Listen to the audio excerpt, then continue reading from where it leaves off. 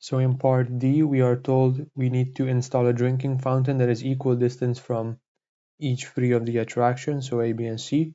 In part 1, we need to write down the gradient of AC. Well, that's just change in y over change in x.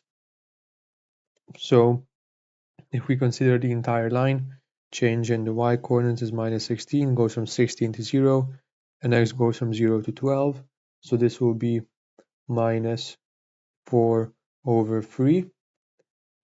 And in part 2, we need to write down the midpoint of AC, so we need to find the average of the coordinates of A and C.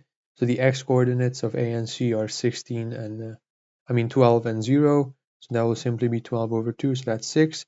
And the y coordinates are 16 and 0, so that will be 16 over 2, which is 8.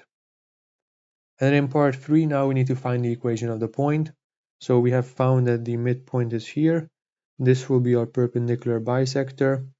And well, we know that the point where that is equal distance from each of the vertices will be where the perpendicular bisectors intersect each other. So we need to find another perpendicular bisector.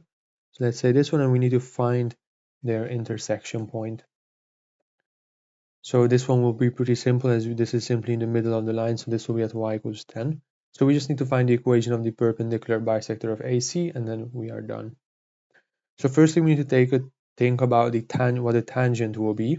We have found a gradient of AC, but the gradient of the normal line to AC will be the minus reciprocal, so our gradient will be 3 over 4. So if we use point slope form for the equation of the line, we can rewrite it as, so our slope is 3 over 4, the minus reciprocal, because it's the normal line, and then x minus 6. So if we want, we can rearrange this.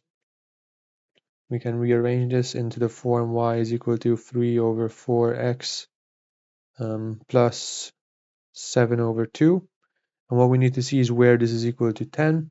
So we can simply rearrange this for x. We find that x is going to be 8.67.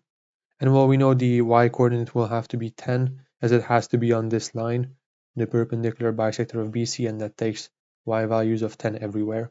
So those are the coordinates of the fountain.